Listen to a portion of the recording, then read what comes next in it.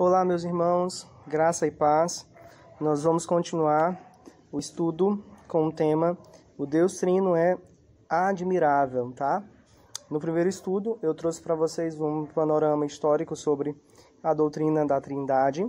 No segundo estudo, eu falei para vocês que o nosso Deus, ele se revela, e ele se revela de maneira misericordiosa, ele se dá a conhecer, tá bom? Mas nós não conseguimos conhecê-lo exaustivamente, tá? Sempre há o que conhecer sobre o nosso Deus. Falei para vocês que nessa revelação ele se mostra uno, infinito e pessoal. Há somente um Deus verdadeiro, um Deus que está infinitamente acima de nós, mas um Deus pessoal.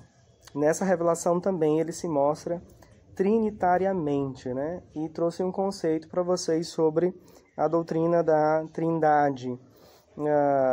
Na deidade há três pessoas, Pai, Filho e Espírito Santo, todas igualmente Deus. A unidade na divindade, mas distinção de pessoas, tá bom? E no último estudo, eu ofereci para vocês um sumário da nossa caminhada, tá bom? A primeira parte foi tentar responder: é importante estudar a doutrina da Trindade? A segunda parte, eu mostrei para vocês algumas estruturas trinitárias, por exemplo, na obra da criação e na estrutura da oração, tá bom? E também eu ofereci para vocês uma base bíblica no Antigo Testamento e no Novo Testamento e falei sobre questões mais da teologia sistemática, como explicar termos como pessoa, essência, trindade ontológica, trindade econômica, tá bom? Hoje nós vamos trabalhar as duas últimas partes, né? O que Deus fazia antes da criação e como Deus criou o mundo, tá bom? É isso que a gente vai trabalhar agora. Desde já eu quero pedir a compreensão dos irmãos, porque eu não estou em casa e no local que eu estou agora, na casa da minha sogra, então eu estou no quintal, então vocês vão ouvir alguns barulhos, tá bom? Mas eu acho que vai dar pra gente entender. Tá, uma pergunta pra gente. O que Deus fazia antes da criação? Essa pergunta é importante porque a partir da tua resposta, você vai mostrar qual o conceito fundamental que você tem de Deus. Então, surge essa pergunta, né? Qual o conceito básico que temos de Deus? Pensa um pouco aí. Talvez alguém responda assim: Deus é primordialmente o Criador soberano, todo-poderoso. Ok? Você está certo, ele realmente é o Criador soberano, ele realmente é todo-poderoso. A Escritura nos ensina isso. Mas se esse é o conceito fundacional sobre o nosso Deus, parece que ele precisaria da criação para ser quem ele é. Se ele é acima de tudo, vamos dizer assim, eu não quero compartimentalizar Deus, mas se o nosso conceito fundamental de Deus é que ele é criador, então ele precisava de uma criação para ser o que ele é. Entendem o que eu estou tentando falar? Bom, Cristo Jesus é o caminho para conhecermos Deus. O Deus que se revela nas Escrituras. Cristo é a porta que, quando aberta, nos mostra quem é o nosso Deus, ou nos faz entender melhor quem é o Deus triuno. O que Deus fazia antes da criação de todas as coisas? O Pai amava.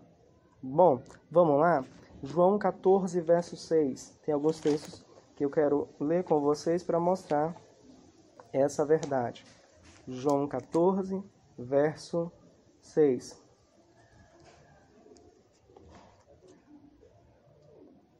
Diz assim: eu sou o caminho e a verdade e a vida. Ninguém vem ao Pai senão por mim.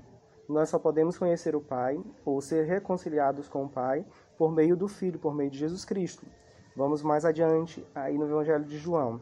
João 17, 24 agora. Pai, a minha vontade é que onde eu estou, estejam também comigo os que me deste, para que vejam a minha glória que me conferiste, porque me amaste antes da fundação do mundo. O Pai amava o Filho antes da fundação do mundo. Agora, João 20, verso 31. Estes, porém, foram registrados para que creiais que Jesus é o Cristo, o Filho de Deus, e para que, crendo, tenhais vida em seu nome. Observem, então, que até quando a Escritura fala sobre a nossa salvação, o Deus que se revela a nós é o Deus triuno, ok? Então, o que Deus fazia antes da criação? O Pai amava. Na verdade, existem caminhos paternais do Antigo Testamento até o Novo Testamento. Vários versículos que mostram essa paternidade de Deus. Alguns textos, Isaías 63, verso 16, João 20, verso 17, lemos ainda há pouco, Romanos 15, 16, 1 Coríntios 8, 6. Depois vocês podem verificar aí na Bíblia e ver o que eu estou falando realmente, tá bom?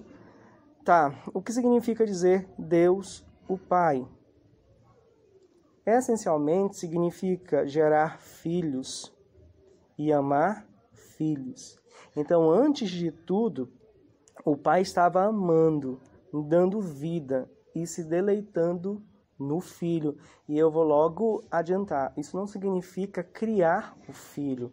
É porque dentro da relação trinitária, essa relação interna, essa relação essencial, antes da eternidade e hoje também, o Pai sempre gera o Filho.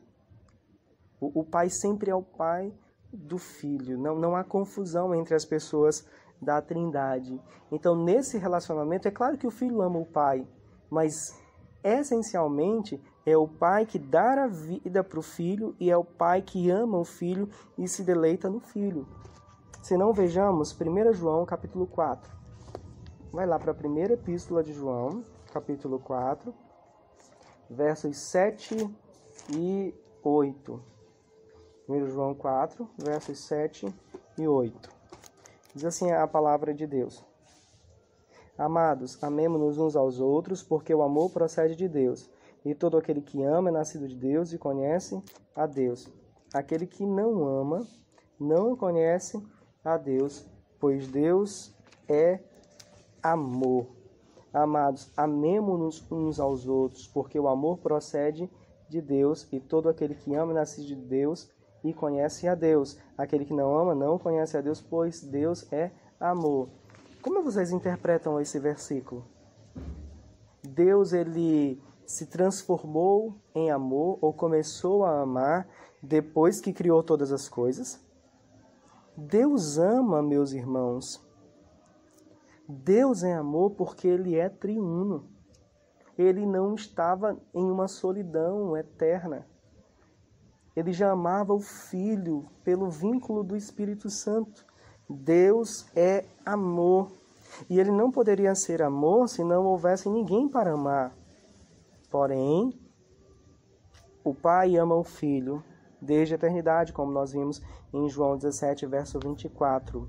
Então, o Pai nunca esteve sem o Filho. Por isso dizer que Jesus Cristo, ele foi criado no tempo, ou afirmar que Jesus Cristo não é eterno, é falar contra a doutrina da Trindade.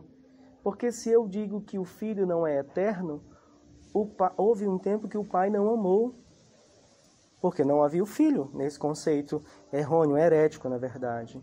Então, o Pai ama o Filho desde a eternidade. Então, se o Filho não é eterno, houve um tempo em que Deus não foi Pai, mas o Filho sempre existiu. O Filho sempre procedeu, o Filho sempre foi gerado pelo Pai, sempre recebeu vida do Pai, sempre foi amado pelo Pai, sempre foi o deleite do Pai. João 14, 31 diz que o Filho ama o Pai. Tá? Mas existe uma forma bem definida de relacionamento no conceito da Trindade. O Pai é o amante, o Filho é o amado. E tem alguns textos na Bíblia, que eu chamo de cascatas de amor, que falam sobre essa forma bem definida de relacionamento. Vamos lá, 1 Coríntios 11, verso 3. 1 Coríntios 11, verso 3. Quero, entretanto, que saibais ser Cristo o cabeça de todo homem, e o homem o cabeça da mulher, e Deus o cabeça de Cristo. Agora, João 15, verso 9.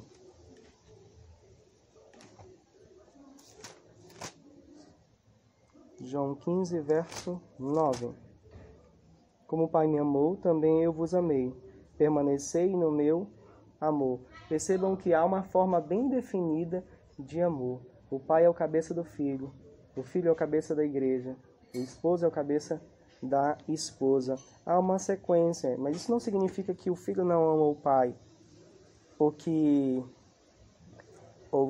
a esposa não deva amar o esposo. Mas há uma sequência bem definida.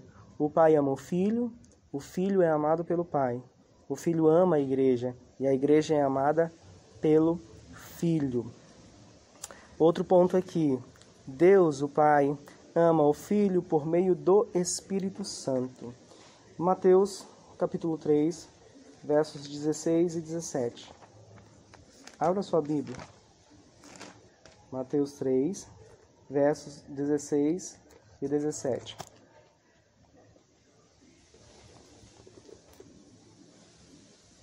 Eu vou ler desde o verso 13. Desde o verso 13.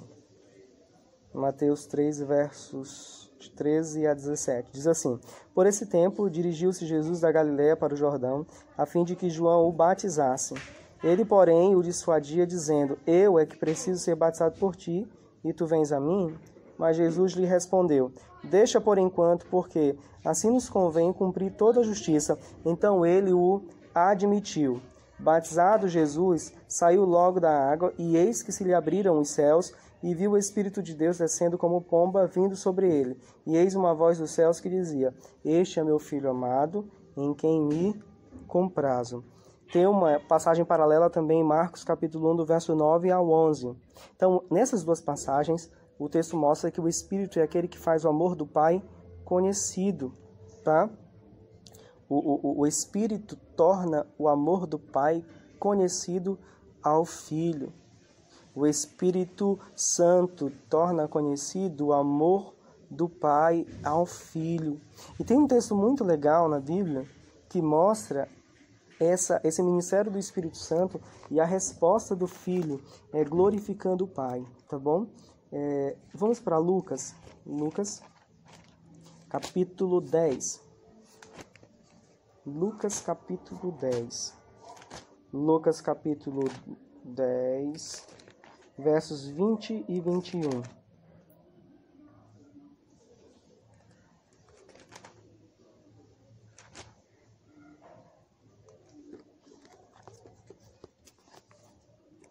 Lucas 10, versos 20 e 21. Não obstante, alegrai-vos, não porque os espíritos se vos submetem, e sim porque o vosso nome está arrolado nos céus.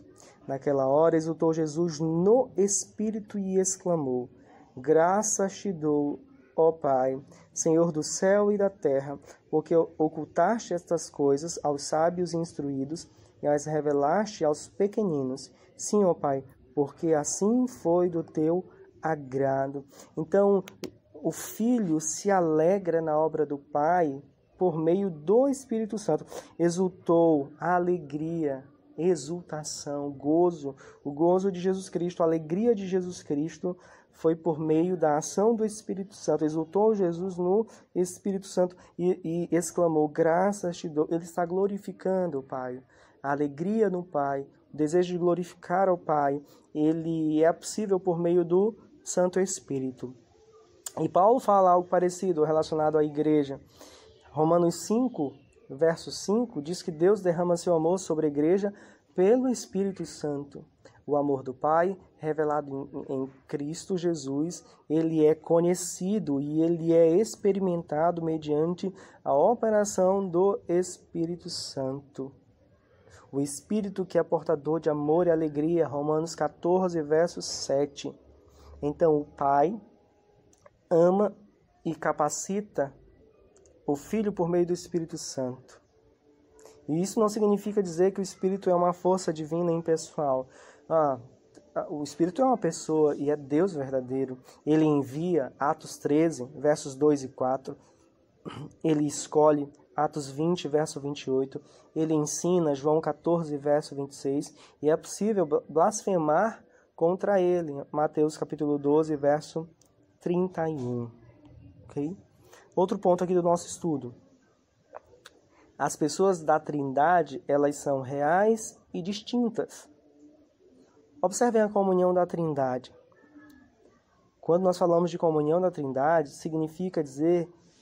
não significa dizer que eles se encontraram e depois de uma boa conversa, eles descobriram que tinham muitas afinidades. O pai encontrou o filho, começaram a conversar e de repente, vamos fazer parte do conselho da Trindade. Irmãos, não há Deus além de Pai, Filho e Espírito Santo. Eu queria que vocês colocassem isso na parte mais preciosa do coração de vocês. Não existe Deus verdadeiro sem o Pai, o Filho e o Espírito Santo. Caminhando mais um pouquinho aqui. O Pai é essencialmente expansivo. Vejam depois Colossenses capítulo 1, verso 15, Hebreus capítulo 1, verso 3 e 2 Coríntios capítulo 4, verso 4. Quem entendeu muito bem isso foi um teólogo suíço chamado Karl Barth. E a editora Monergismo, só um parênteses, a editora Monergismo vai lançar agora um livro sobre um resumo da teologia do Karl Barth. Então, eu indico para vocês. O Karl Barth dizia o seguinte: Deus ama o Filho desde a eternidade e quis dar prosseguimento a esse amor criando todas as coisas. Vou repetir. Deus ama o Filho desde a eternidade e quis dar prosseguimento a esse amor criando todas as coisas. Por exemplo, como Deus Pai dá prosseguimento a esse amor que ele comunica ao seu Filho desde a eternidade na criação dos homens. Ele continua esse amor quando um povo, como aqueles que foram salvos, amam uns aos outros. Então, na prática do amor comunitário, nós acabamos de alguma maneira manifestando esse amor entre Pai, Filho e Espírito Santo que existe desde a eternidade. Bom, o Michael Reeves diz assim: a criação é a extensão externa desse amor, de forma que ele possa ser desfrutado por outros. Deus não nos criou porque ele precisava de alguém para amar. Deus nos criou para que nós tivéssemos prazer em amar esse Deus, amando o nosso próximo. Então, essa dança da Trindade, cheia de amor, que existia desde a eternidade, é manifestada de alguma maneira nos nossos relacionamentos, na nossa igreja. Então Deus criou isso, criou todas as coisas e de forma expansiva Ele derramou do seu amor por todo o universo e nos fez ter o prazer de dar amor e de receber amor. Jesus Cristo, observem, é o Filho primogênito amado, Efésios capítulo 1, do verso 3 ao 5. Ele é o Filho essencialmente do Pai. E ele foi o primeiro a ser amado pelo Pai. O amor por nós, meus irmãos, é apenas a continuação de um amor que pulsava desde a eternidade entre Pai e Filho. O amor do Pai pelo Filho transbordou sobre os homens. João capítulo 17, do verso 24 ao verso 26. Isso é lindo. Mas um ponto também importante para a gente. Jesus Cristo, ele é o modelo de como devemos responder o amor do Pai. Eu vou ler mais uma vez João capítulo 14, verso 31. Diz assim: contudo, assim procede... Perdão, irmãos. João, capítulo 14, verso 31. Contudo, assim procede para que o mundo saiba que eu amo o Pai e que faço como o Pai me ordenou. Levantai-vos, vamos daqui. Então, ele é o exemplo de amar o Pai. Então, uma resposta adequada entre aqueles que experimentam o amor do Pai é amar o Pai também. Como escreveu um puritano, os que foram salvos pela graça têm uma bondade comunicativa e expansiva que ama espalhar-se. Outro ponto do nosso estudo. Deus é singular. Eu vou repetir, o nosso Deus, o Deus triuno, o Deus trino é singular. Bom, do outro lado, a religiosidade humana cria deuses carentes. Quando você pensa na religiosidade humana e em seus deuses, percebam a eternidade solitária, ou deuses que criam porque precisam de companhia. Mas olhem para o Deus da Bíblia. O Deus Trino não precisa de nós. Sua relação conosco é graciosa. Ele não precisava nos criar para amar alguém ou para ser amado, para se deleitar em alguém, ou para que alguém se deleitasse nele. Isso já acontecia desde a eternidade. Então, se Deus criou todas as coisas e se deu a conhecer a nós, é porque Ele é gracioso. A glória de Deus é transbordante e autodoadora. Sua glória transborda pelo universo e se doa a cada um de nós. Conforme Atos 19, versos 27 e 28, o diabo é vazio, ganancioso e faminto. Mas o Deus Trino, 1 Pedro, capítulo 5, versos 7 e 8, ele é superabundante, ele é generoso, ele é radiante e autossacrificante.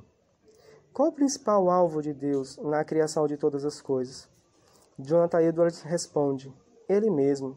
Então, a identidade essencial de Deus é dar. Na criação, Deus então compartilha sua vida e bondade. Ouçam um irmão amado puritano. Se Deus não contasse com uma bondade comunicativa e contagiante, Ele nunca teria criado o mundo. Pai, Filho e Espírito Santo estavam felizes consigo mesmos e desfrutavam um do outro antes de o mundo existir. Sem o fato de Deus deleitar-se em comunicar e espalhar sua bondade, jamais haveria criação e redenção. Então, na criação, Deus se doa, se revela, e o objetivo maior é a sua glória, mas a sua glória não é egoísta. A sua glória começa com essa autodoação e também com a dádiva de podermos experimentar o amor dele e manifestar esse amor uns aos outros. Então, meus irmãos, é impossível pensarmos no nosso Deus e olharmos para ele sem o Pai, o Filho e o Espírito Santo. O nosso Deus é Pai, Filho e Espírito Santo. E um reflexo disso, ou dessa verdade, nós encontramos na oração, na obra da criação e na obra da salvação, só para citar alguns exemplos. Então, o Deus Trino é admirável realmente, e eu espero que nos próximos estudos a gente continue se deleitando nesse Deus bendito que é Pai, Filho e Espírito Santo. Então, Deus abençoe, irmãos. Até a próxima.